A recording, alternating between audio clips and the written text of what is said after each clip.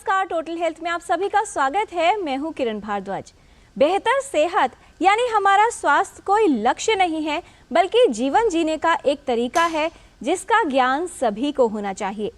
अगर बात हो महिलाओं के परिप्रेक्ष्य में तो इसका महत्व और भी अधिक बढ़ जाता है, क्योंकि अपनी जिम्मेदारियां निभाते निभाते कई बार महिलाएं अपने स्वास्थ्य को पीछे छोड़ देती हैं। महिलाओं को अपने जीवन में कई महत्वपूर्ण अवस्थाओं से गुजरना पड़ता है और कई तरह की स्वास्थ्य समस्याओं का खतरा भी रहता है। आज हम टोटल हेल्थ में बात करेंगे मेंस्ट्रुअल इरेगुलरिटीज़ या प्रॉब्लम्स के बारे में, यानी माहवारी से संबंधित जो समस्याएं उनको होती हैं, जिसको आमतौर पर नज़रअंदाज किया जाता है और समस्या बढ़ सकती है। इससे कैसे बचाव किया जाए, अलग अलग अवस्थाओं में महिलाओं को किन बातों का ध्यान रखना होगा और कौन से वो लक्षण हैं जिन्हें पहचान कर स्त्री रोग विशेषज्ञ के पास जाना बेहद आवश्यक है, ये हम जानेंगे विशेषज्ञों से। एक रिपोर्ट देख लेते हैं और समझते हैं कि वो कौन से कारक हैं जो मेंस्ट्रुअल इरेगुलरिटीज़ का कारण बन सकते हैं और महिलाओं में कोई समस्या उत्पन्न हो सकती है माहवारी से संबंधित।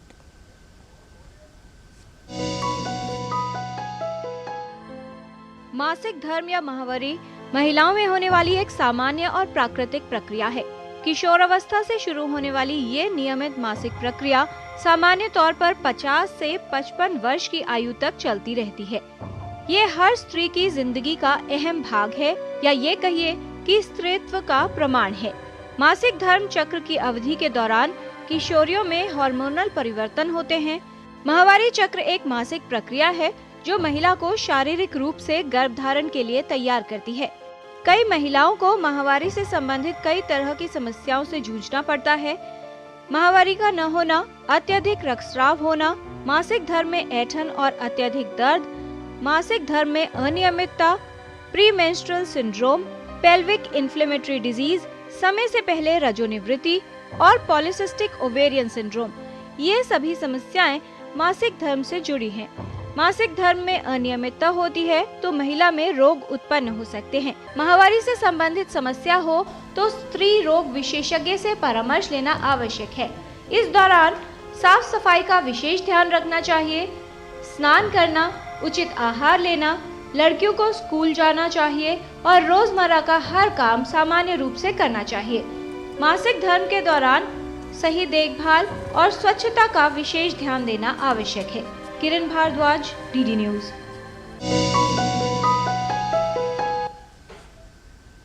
माहवारी से संबंधित समस्याओं की पहचान कैसे हो सकती है, कौन सी वो समस्याएं हैं जो आमतौर पर अलग अलग आयु की महिलाओं को प्रभावित करती हैं और ऐसे में क्या किया जाना चाहिए, इस पर विस्तार से बात करने के लिए हमारे साथ स्टूडियो में उपस्थित है विशेषज्ञों का खास पैनल। तो आइए उनसे आपका परिचय करा दें। हमारे साथ हैं doctor Indu Chawla, professor obstetrics and gynaecology from doctor Ram Manohar Lohia hospital. आज के डिस्कशन में शामिल रहेंगी doctor Manju Puri, director professor obstetrics and gynaecology from Lady Hardinge Medical College. दोनों ही विशेषज्ञों का स्वागत करते हैं। और ये जो समस्या है जिसमें महिलाओं का माहवारी जो है अनियमित हो जाती है या उससे संबंधित कोई समस्या उत्पन्न हो जाती है, बेहद आम है। तो जानकारी हम आप तक पहुंचा रहे हैं इस विषय से संबंधित। अगर आपके कोई सवाल हैं तो आप हमारे विशेषज्ञों से फ़ोन करके प्रश्न पूछ सकते हैं। हमारा नंबर है 1800111234। आप अपने प्रश्न ईमेल के माध्यम से भी हम तक पहुंचा सकते हैं। ईमेल एड्रेस है ddnewstotalhealth@gmail.com। तो आइए जानकारी की शुरुआत करते हैं और समझते हैं समस्या के विषय में। सबसे पहले डॉक्टर मंजू पुरी, आपसे ही समझना चाहेंगे कि जब बात आती है मेंस्ट्रुअल प्रॉब्लम्स की, माहवारी से संबंधित समस्याओं की, कितनी आम है और कितनी अहम आप मानती हैं जो एक चुनौती बन सकती है महिलाओं के स्वास्थ्य के लिए? नमस्कार। माहवारी से जुड़ी हुई समस्याएं बहुत ही कॉमन होती हैं और आमतौर पे जो सबसे कॉमन प्रॉब्लम जिस एज ग्रुप में हमारे पास आती हैं वो है नियर मेनोपॉज। 40 से 45 साल की जो एज है, 40 से 50 तक की ले लीजिए, उसमें कॉमनेस्ट हैं। परंतु इसके साथ साथ में जो अब हमारे पास जिसमें रिसेंट इंक्रीज हुआ है वो है यंग गर्ल्स। उसमें जो इरेगुलर साइकिल्स की जो प्रॉब्लम है वो भी अब काफ़ी कॉमन है और वो हम सब जानते हैं कि वो ज़्यादा वजन और जो हमारा लाइफस्टाइल है उससे रिलेटेड है।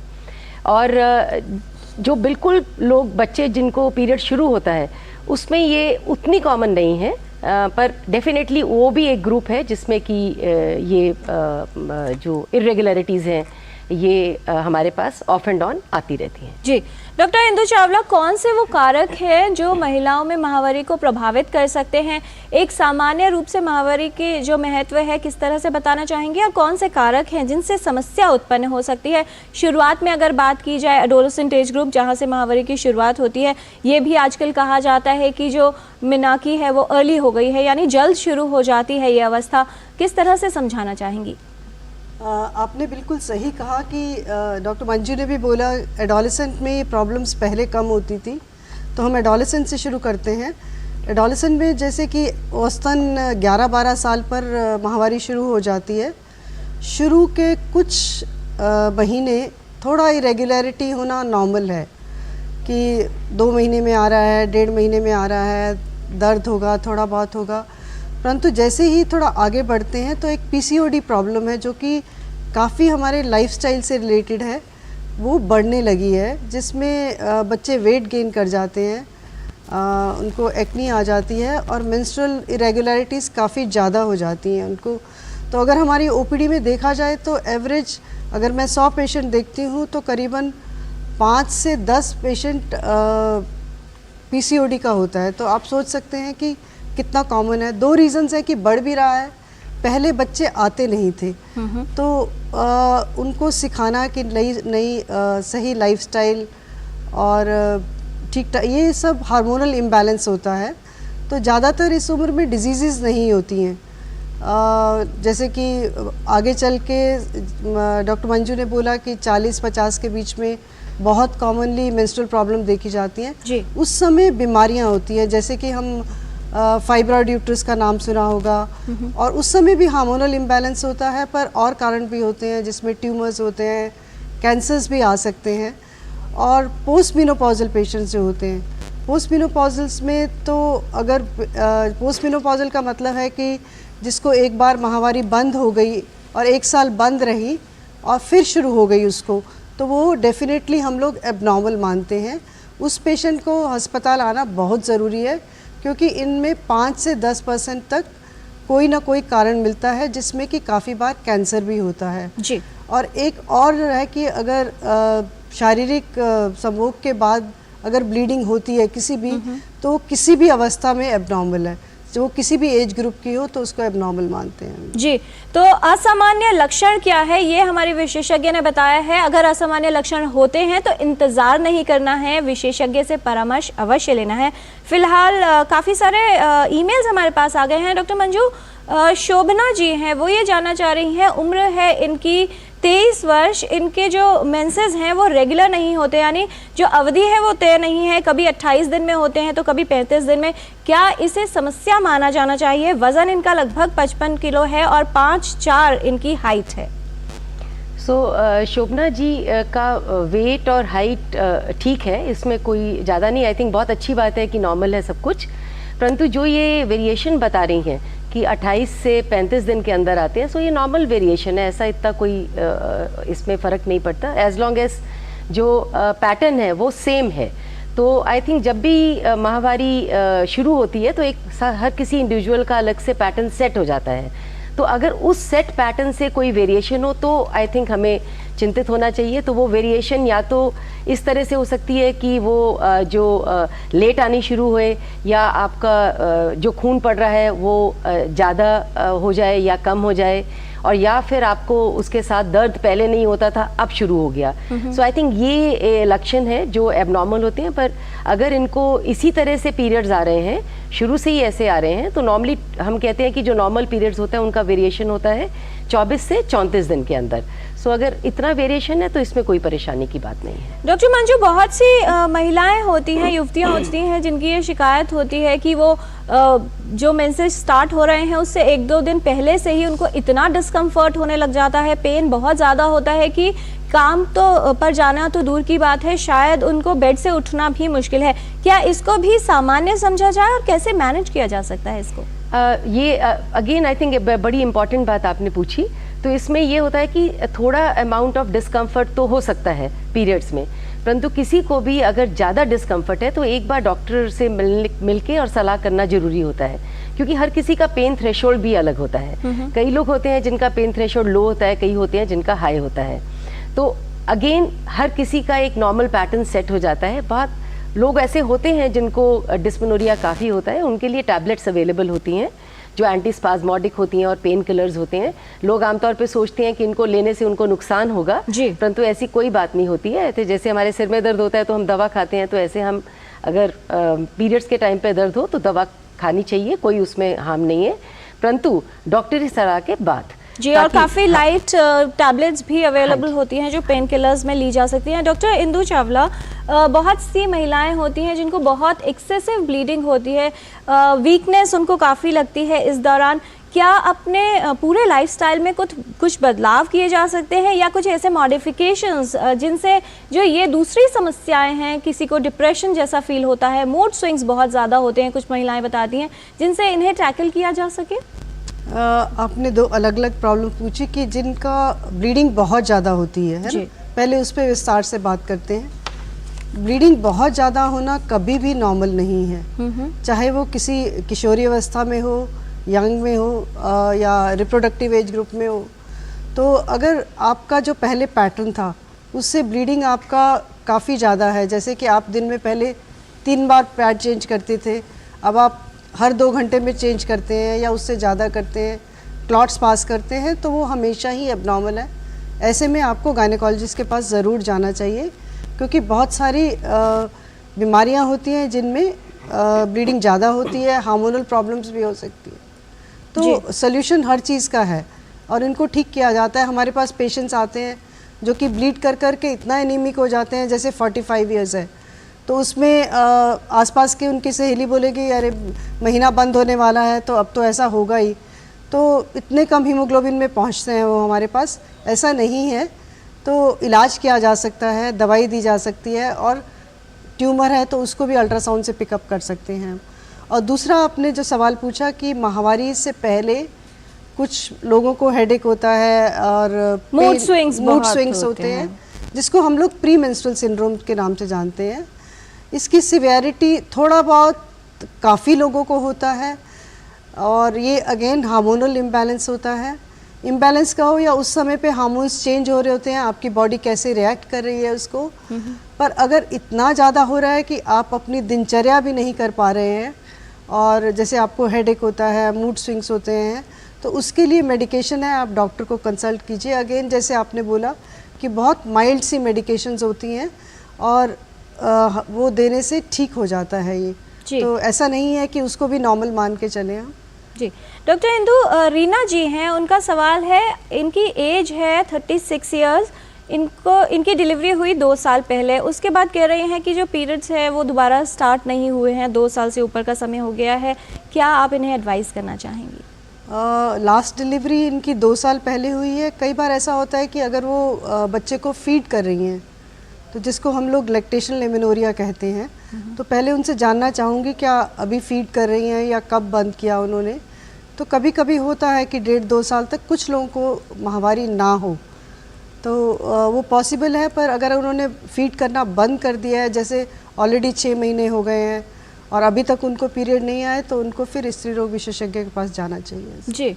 और ये भी देख लेना चाहिए कि नई प्रेगनेंसी तो नहीं होगी। मैं यही पूछने वाली थी कि क्या ऐसा हो सकता है कि पीरियड्स नहीं आ रहे हैं तो कंसीव भी कर सकते हैं? नहीं तो वो भ्रम में रहते हैं कि बच्चे को दूध पिला रहे हैं, जैसे सब लोग कहते हैं कि तो उस समय माहवारी नहीं आएगी, नहीं। तो बहुत ज़रूरी है कि जाने की प्रेग्नेंट नहीं है। डॉक्टर मंजू पुरी, बहुत सी महिलाएं हैं जिसमें जो मिडिल एज ग्रुप में आती हैं और प्री पोस्ट मेनोपॉजल कहा जाए, जब उस तरफ बढ़ने लगती हैं तो बहुत अनियमितता हो जाती है, कभी उनको मेंसेस आते हैं, नहीं आते हैं। किस तरह से उस एज में अपना ध्यान रखा जाए और कैसे एक विशेषज्ञ के परामर्श के अनुसार ही चलना चाहिए, क्योंकि बहुत कन्फ्यूजन की स्टेट होती है, बहुत सारे बदलाव होते हैं, समझ नहीं आता है कि दरअसल चल क्या रहा है। बिल्कुल ठीक बात आपने कही कि जो पेरीमेनोपॉजल एज ग्रुप हम बोलते हैं तो उसमें अनियमितता हो जाती है। पर जो समझने की बात ये है कि अगर आपको पीरियड्स नहीं आ रहे हैं तो और अगर होता क्या है कि अगर 1 महीना पीरियड्स नहीं आए तो अगले महीने जब आएंगे तो वो बहुत ज़्यादा आते हैं। तो हमें अगर नहीं आ रहे हैं तो हमने ये नहीं कि हमने उसको ध्यान नहीं देना और ये सोच लेना है कि हमारी माहवारी बंद हो गई है, क्योंकि अगर हम ऐसा करेंगे तो फिर हमें अचानक ही बहुत ज़्यादा ब्लीडिंग होगी और फिर हम डॉक्टर के पास जाएंगे। तो आई थिंक जब भी ये ऐसे आपका होता है तो सबसे पहले तो आप यूरिन प्रेगनेंसी टेस्ट कीजिए, कहीं ऐसा तो नहीं कि प्रेगनेंसी हो गई है। अगर वो नेगेटिव है तो मैक्सिमम 15 दिन तक वेट कीजिए, फिर डॉक्टर की सलाह लीजिए, क्योंकि उससे वो अल्ट्रासाउंड करा के ये देख लेते हैं कि जो बच्चेदानी की परत है उसकी मोटाई का क्या हाल है, तो उसके हिसाब से वो दवा दे देते हैं जिससे आपको पीरियड्स हो जाते हैं। तो जरूरी नहीं कि दवा लंबी चले, कुछ भी शॉर्ट डोज ऑफ हार्मोन्स होती है जो 5-5 दिन के लिए दे सकते हैं, पर ये सब कुछ डॉक्टरी सलाह से ही होना चाहिए जी। हमें अपने आप से सेल्फ मेडिकेशन नहीं करना चाहिए जी। मानसिक धर्म से संबंधित अगर कोई समस्या का लक्षण लेकर आप जैसे विशेषज्ञों के पास कोई स्त्री आती है डॉक्टर इंदु, किस तरह से उसका डायग्नोसिस किया जाता है, कौन सी जांच करवाना आवश्यक होता है? पहले तो हिस्ट्री लेना बहुत इम्पॉर्टेंट है, जो कि हम जूनियर्स को भी सिखाते हैं, हम भी फॉलो करते हैं कि क्या उनको प्रेगनेंसी का तो नहीं है, कोई लक्षण तो नहीं है, अबॉर्शन तो नहीं करवाया था रिसेंट पास में, कब से चल रही है, कोई फैमिली हिस्ट्री भी बहुत इम्पॉर्टेंट होती है जैसे कुछ कैंसर्स के में। तो हिस्ट्री के बाद हम उनका पूरा एग्ज़ामिनेशन करते हैं, तो एग्ज़ामिनेशन बहुत ज़रूरी है। और बाकी अगर हमें कुछ सस्पिशन होता है कि कोई बीमारी है तो फिर हम अल्ट्रासाउंड और अकॉर्डिंगली बीमारी के हिसाब से टेस्ट कराते हैं। एक यहाँ पर मैं बोलना चाहूँगी कि पैप स्मीयर करना बहुत ज़रूरी है। हर 3 साल में 30 वर्ष के बाद हर महिला को पैप स्मीयर कराना चाहिए 65 ईयर्स तक। ये एक मैसेज देना चाहूँगी मैं। जी, बेहद महत्वपूर्ण संदेश है। पैप स्मीयर सरल जांच है जो आसानी से करवाई जा सकती है और सभी सरकारी अस्पतालों में सुविधाएं भी उपलब्ध हैं। आप विशेषज्ञ के पास जाकर ये जांच करवा सकते हैं। डॉक्टर मंजूपुरी, जब बात आती है मेंस्ट्रुअल हाइजीन की, बेहद अहम विषय है और शायद एक ऐसा क्षेत्र भी है जिस पर ध्यान नहीं दिया जाता और बहुत सी अन्य जटिलताएं उत्पन्न हो सकती हैं। किस तरह से देखभाल की जानी चाहिए? और बहुत से भ्रम भी लोगों में रहे हैं, उस दौरान नहाना नहीं चाहिए, अलग कर देते हैं स्त्री को, कैसे समझाना चाहेंगे? और ख़ास तौर पर क्यों आवश्यक है कि मेंस्ट्रुअल हाइजीन का ख्याल रखा जाए? सबसे इम्पॉर्टेंट बात यह है कि हमें ये समझना चाहिए कि जो मेंस्ट्रुएशन है ये एक नॉर्मल फिजियोलॉजिकल प्रोसेस है और ये अच्छा है कि हमें रेगुलर पीरियड्स होते हैं। इसका मतलब कि हर महीने हमें ये पता चलता है कि हमारी बॉडी के कई सारे ऑर्गन नॉर्मल काम कर रहे हैं, जैसे कि हमारे ब्रेन में पिट्यूटरी हुआ, हाइपोथैलेमस हुआ, हमारा थायराइड, हमारे बच्चेदानी, ovaries. So it is a kind of reassurance. तो इसको हमें पॉजिटिव तरीके से लेना चाहिए, इसको हमें ये नहीं सोचना चाहिए कि अब ये मुसीबत हो गई। दूसरा ये कि अब क्योंकि नीचे से ब्लीडिंग होती है आपको, तो जहाँ पे भी ब्लड होगा वहाँ पे इन्फेक्शन होने के चांसेस बढ़ जाते हैं।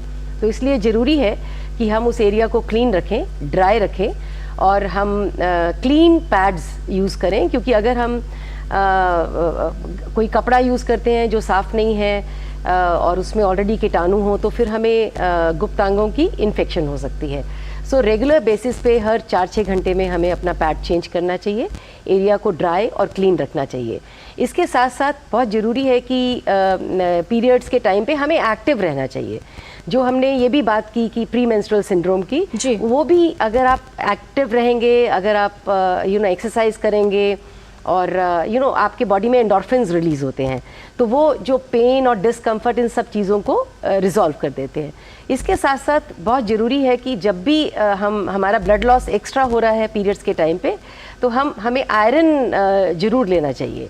आई think it is a very good idea कि अगर सब लोग जब पीरियड शुरू हो कम से कम उस 10 या 12 दिन में, मतलब उसके आसपास जिस दिन शुरू हो उस दिन से शुरू करके 10 दिन के लिए अगर आयरन ले लेंगे एक्स्ट्रा, तो फिर नेचुरली आप मान के चलिए कि शरीर में खून की कमी नहीं होगी। So I think it is very very important कि हम अपनी हाइजीन का ख्याल रखें और इसको नॉर्मल फिजियोलॉजिकल प्रोसेस समझें और अपना इसके लिए एटीट्यूड बिल्कुल पॉजिटिव रखें। जी, एटीट्यूड पॉजिटिव रखना है और साथ ही जागरूकता के लिए आवश्यक है प्रश्न पूछना। बहुत सारे ईमेल्स आ जा रहे हैं डॉक्टर इंदु। रजनी जी हैं, वो ये जानना चाह रही हैं कि क्या ऐसा करना सही होगा कि जैसे कॉन्ट्रासेप्टिव पिल्स का उपयोग किया जाता है, एक माइल्ड डोज ली जाए जिससे पीरियड्स को स्किप किया जा सके, क्योंकि ये कहा जाता है कि अगर रेगुलर हर महीने पीरियड्स हो रहे हैं तो उसके भी कुछ हार्मफुल इफ़ेक्ट्स हो सकते हैं। क्या कहना चाहेंगी आप? जैसे मंजू ने पहले से कहा कि रेगुलर पीरियड होना एक रीएश्योरेंस है कि आपका सब कुछ ठीक चल रहा है। तो पिल्स हम देते हैं कभी कभी पेशेंट्स को, वो कंडीशंस होती हैं, मेडिकल कंडीशंस होती हैं, जबकि हम चाहते हैं कि उनको पीरियड बहुत फ्रिक्वेंटली नहीं हो, पर नॉर्मल पेशेंट को नहीं लेने चाहिए खाली इस पर्पस के लिए कि मुझे हर 3 महीने में पीरियड होंगे। जैसे कि एक एंडोमेट्रियोसिस कंडीशन होती है जिसमें जब पीरियड्स आते हैं बहुत पेनफुल होते हैं, और अदरवाइज़ ऑल्सो तो हम उनको 3-4 महीने के लिए कहते हैं कि 3-4 महीने आपको पीरियड नहीं आएंगे, आप लगातार दवाई खाइए। या कभी कभी पेशेंट इतनी एनीमिक होती है कि उसको बिल्डअप करने के लिए हम लगातार दवाई देते रहते हैं। परंतु मैं कभी भी एडवाइस नहीं करूँगी कि एक नॉर्मल पेशेंट जिसको सब कुछ ठीक ठाक चल रहा है तो वो जस्ट बिकॉज हर 3 महीने में पीरियड चाहती है, क्योंकि ना चाह कर भी ये सब दवाइयों के साइड इफ़ेक्ट्स होते हैं। तो आपको वे करना होता है कि बीमारी है तो दी जाए तो ठीक है, बिना बीमारी के दवाइयाँ देना ठीक नहीं है, और तो अपने आप से ये दवाएं लेना बिल्कुल भी ठीक नहीं है। तो एक चीज़ मैं ऐड करना चाहूँगी कि जो अगर हम ओरल कॉन्ट्रासेप्टिव पिल्स को कॉन्ट्रासेप्टिव की तरह लें तो उसमें कोई नुकसान नहीं है। उसमें अगर आप उसको 5 साल के लिए लेते हैं तो आपके बच्चेदानी का और अंडाकोश का कैंसर का ऑलमोस्ट 40-50% चांस आपका कम हो जाता है। तो अगर आप उसको कॉन्ट्रासेप्टिव के लिए ले रहे हैं तो आप बिल्कुल ले सकते हैं, परंतु जैसे डॉक्टर इंदू ने बोला वो ऐसे नहीं कि आपको क्योंकि पीरियड्स कम करने हैं अपने हर 2-3 महीने में आप चाहते हैं कि पीरियड आए, तो उस केस में हार्मोन्स को अननेसेसरीली यूज नहीं करना चाहिए। पर कॉन्ट्रासेप्टिव के लिए it is a good method, a very good reliable method where you can take it and it will, ये आपको बचाता है कैंसर ओवरी से और कैंसर बच्चेदानी के कैंसर से। जी डॉक्टर इंदु, स्ट्रेस है या हमारा आहार है किस तरह से प्रभावित करता है हमारे मेंस्ट्रुअल प्रॉब्लम्स पे भी, क्या कोई असर होता है? और बहुत सी महिलाएं ये कहती हैं कि आज की तारीख में अगर वर्तमान स्थिति में बात की जाए तो जो मेनोपॉजल एज है वो भी कम होती जा रही है। क्या हमारी जीवन शैली से संबंधित कारक कहीं ना कहीं उनको प्रभावित करते हैं? सबसे पहले आहार की बात करूंगी तो किसी भी एज ग्रुप में ठीक आहार लेना बहुत ज़रूरी है स्त्रियों के लिए, क्योंकि हर महीने उनका ब्लड लॉस होता है, 80 ml तक जा सकता है। और जैसे इंडिया में है कि औरतें अपने खाने पर ध्यान नहीं देती हैं, तो जब हम ओपीडी में देखते हैं जिनको पीरियड्स ज़्यादा नहीं भी हो रहे वो भी एनीमिक होती हैं। तो बहुत ज़रूरी है कि आप संतुलित आहार लें, अपने खाने का भी ध्यान रखें। अपना खाना अच्छा रखेंगे तो फैमिली को भी देख पाएंगे। और जिनको ब्लड लॉस ज़्यादा होता है थोड़ा सा भी, तो उनको तो आयरन टैबलेट लेना बहुत ज़रूरी है। राइट। और सवाल क्या पूछा? और जो दूसरा सवाल है उसको मैं रैपिड फायर क्वेश्चंस राउंड में शामिल करना चाहूँगी। कुछ और भ्रम है जिनको दूर करने की कोशिश करते हैं। छोटे सवाल और बहुत छोटे जवाब चाहेंगे। पहला सवाल डॉक्टर इंदु आपसे कि क्या मेंस्ट्रुअल प्रॉब्लम्स या माहवारी से संबंधित समस्याएं सिर्फ उन्हीं महिलाओं को होती हैं जो ओवरवेट होती हैं या मोटी होती हैं? नहीं, सबको होती हैं, परंतु ओवरवेट को थोड़ी ज़्यादा होती हैं जी। यंग एज में भी ज़्यादा होती हैं और जब वो 40-45 पे होते हैं तब भी ज़्यादा होती है। तो वेट कम रखना बहुत ज़रूरी है। डॉक्टर मंजूपुरी, क्या पीरियड्स मिस होने का मतलब है कि महिला प्रेग्नेंट है? नॉट ऑलवेज, पर डेफिनेटली प्रेगनेंसी रूल आउट करना हमारा पहला एक्शन होता है जी। क्या प्रेग्नेंट जो महिला है अगर उसको पीरियड्स हो रहे हैं तो उस दौरान वो कंसीव नहीं करेगी, ऐसा कहा जा सकता है डॉक्टर इंदु? नहीं, प्रेग्नेंट महिला, अगर महिला को पीरियड्स हो रहे हैं तो क्या ये कहा जा सकता है कि उस समय उसकी जो कंसेप्शन है होने की चांसेस कम है? जी हाँ, बहुत कम है, परंतु कभी कभी ऐसा देखा गया है किसी में कि पीरियड्स थोड़े थोड़े होते रहते हैं। महिला सोचती है कि मुझे नॉर्मल पीरियड आ रहे हैं, एंड जब हम देखते हैं तो वो 2-3 महीने ऑलरेडी प्रेग्नेंट होती है। कभी बहुत रेयरली होता है। डॉक्टर मंजू, क्या माहवारी के दौरान किचन में जाना, खाना बनाना, ऐसे कार्य नहीं करने चाहिए? बिल्कुल गलत, ऐसा कुछ नहीं है, ये सारे मिथ्स हैं और नॉर्मल फिजियोलॉजिकल प्रोसेस है, पर यह है कि अपनी हाइजीन मेंटेन करनी चाहिए। I think that is what is important. Otherwise ऐसी कोई वो नहीं, डूज एंड डोंट्स, डूज तो है, डोंट्स तो नहीं है जी। डॉक्टर इंदु, माहवारी का मतलब है कि पूरी तरह से आराम किया जाए, व्यायाम और शारीरिक श्रम न करें, ऐसा बहुत सी महिलाएं मानती हैं। नहीं, ऐसा कुछ नहीं है। आप सब कुछ कर सकते हैं, आप जॉब पर जा सकते हैं, घर का काम कर सकते हैं। अगर किसी को बहुत ज़्यादा ब्लीडिंग हो रही है, पेन हो रही है, तो जैसे किसी भी बीमारी में रेस्ट करने की ज़रूरत होती है उसके लिए। अदरवाइज़ नॉर्मल अगर आपको पीरियड्स हो रहे हैं तो आप सब कुछ कर सकती हैं, व्यायाम भी कर सकती हैं, सब कुछ कर सकेंगे। डॉक्टर मंजू पुरी, जिनको ब्लीडिंग बहुत ज़्यादा होती है उससे वीकनेस आ जाती है महिलाओं में, क्या ऐसा सही है, क्या किया जा सकता है? ये बिल्कुल ठीक है, और इसीलिए आई थिंक डॉक्टर इंदु ने भी इस बात पे बोला कि अगर माहवारी ज़्यादा आती है तो आपको आयरन की गोलियां जरूर लेनी चाहिए। सबका हीमोग्लोबिन 12 से ऊपर रहना चाहिए। आई थिंक अगर हम अपने हीमोग्लोबिन पे ध्यान करेंगे तो वो बहुत ठीक है। और इवन इफ अगर आपको ब्लीडिंग ज़्यादा नहीं होती तो भी आयरन खाना चाहिए, क्योंकि 10 दिन 15 दिन के लिए जरूर खाना चाहिए, जिससे कि आपके अंदर खून की कमी नहीं हो। जी, पॉलिसिस्टिक ओवेरियन सिंड्रोम जो है वो क्या मेंस्ट्रुअल इरेगुलरिटीज़ का एक बड़ा कारण है डॉक्टर इंदु? बिल्कुल सही कहा, जैसे मैंने शुरू में भी कहा था, बहुत बच्चे आने लगे हैं आजकल पॉलिसिस्टिक ओवेरियन सिंड्रोम के लिए। ऐसा लगता है कि लाइफस्टाइल चेंजेस, बायोलॉजिकल क्लॉक हमने चेंज कर दी है, बच्चे देर से सोते हैं, देर से उठते हैं, बहुत बाहर का खाना खाते हैं, वेट गेन कर जाते हैं। तो ये सब एक विशियस सर्कल सेट कर देता है, जिसको हमको ब्रेक करना होता है कि आप हेल्दी खाएं, एक्सरसाइज करें, वेट लूज़ करें, एंड काफ़ी हद तक ये ठीक हो जाता है ये सब करने से। और ये आमतौर पे वो बच्चों में ज़्यादा पाया जाता है जो 10वीं से 12वीं क्लास में केवल पढ़ाई करते हैं बैठ के।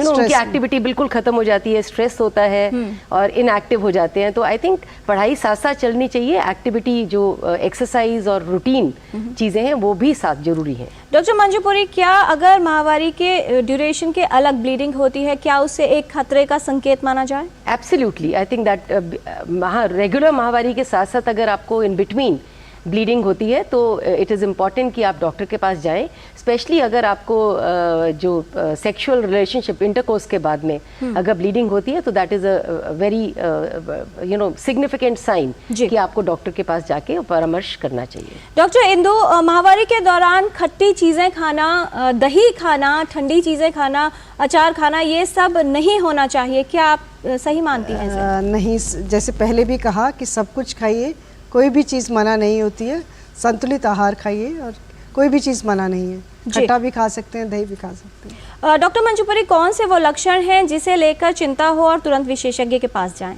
हाँ, तो इसमें अगर आपकी माहवारी में कोई भी, सबसे पहले जब माहवारी बच्चे को शुरू होती है तो उस टाइम पे अगर बहुत ज़्यादा हैवी ब्लीडिंग हो तो डॉक्टर के पास जाना ज़रूरी है।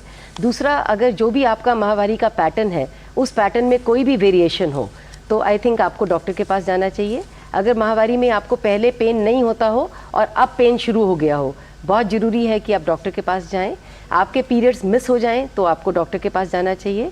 माहवारी के 2 साइकिल्स के बीच में अगर इंटरवल ब्लीडिंग हो या पति के साथ संभोग करने में ब्लीडिंग हो, आपको डॉक्टर के पास जरूर जाना चाहिए। और अगर आपके पीरियड्स बंद हो गए हैं और 1 साल तक बंद रहे हैं और दोबारा से आपको ब्लीडिंग शुरू हो, आपको डॉक्टर के पास जरूर जाना चाहिए। डॉक्टर मंजू, एक वाक्य में क्या संदेश देना चाहेंगी हमारे व्यूअर्स को? जो मेंस्ट्रुएशन है ये नॉर्मल फिजियोलॉजिकल प्रोसेस है, इसमें आपको अपना ध्यान रखना चाहिए, अपना सफाई और उसका ध्यान रखना चाहिए, और साथ में आयरन की टैबलेट्स लेनी चाहिए और अपना हीमोग्लोबिन हमेशा 12 से ऊपर रखना चाहिए। डॉक्टर इंदु, आपका संदेश? कभी भी प्रॉब्लम लगे अस्पताल आइए और हर 3 साल में गायनेकोलॉजिस्ट से एक बार चेकअप ज़रूर कराइए, जिसमें आपका पैप स्मीयर भी हो जाएगा। जी, बहुत धन्यवाद इस तमाम जानकारी के लिए डॉक्टर इंदु चावला। डॉक्टर मंजू पुरी, आपने बहुत से भ्रमों को दूर किया है और ये भी बताया है कि मासिक धर्म से संबंधित समस्याओं का सही इलाज करवाना क्यों और कितना आवश्यक है। जब बात हो सेहत की तो सभी को सतर्कता रखनी चाहिए, क्योंकि स्वास्थ्य कोई एक ऐसी मंजिल नहीं है जिस पर एक छलांग लगाकर पहुंचा जा सकता है, लेकिन निरंतर प्रयास करने होंगे, छोटे छोटे कदम उठाने होंगे और स्वास्थ्यपूर्ण बेहतर जीवन तभी आपका संभव हो पाएगा। इसलिए कोई भी असामान्य लक्षण अगर है तो उसको नज़रअंदाज ना करें, ये सोचकर ना बैठें कि मामूली सी बात होगी। मामूली सी बात हो तब भी विशेषज्ञ से परामर्श अवश्य लें। और महिलाओं के साथ अक्सर ये होता है कि अपने घर, परिवार, ऑफिस की जिम्मेदारियां तो बहुत बखूबी निभाती हैं, लेकिन जब बात आती है अपनी सेहत की तो वो कहीं पीछे छूट जाती है। अपनी हेल्थ को प्रायोरिटी देना, उसके विषय में ध्यान रखना बेहद आवश्यक है। स्वास्थ्य से संबंधित जानकारी हम आप तक ऐसे ही पहुंचाते रहेंगे टोटल हेल्थ के माध्यम से। आज के एपिसोड में फिलहाल इतना ही। हमारी पूरी टीम को दीजिए अनुमति। नमस्कार।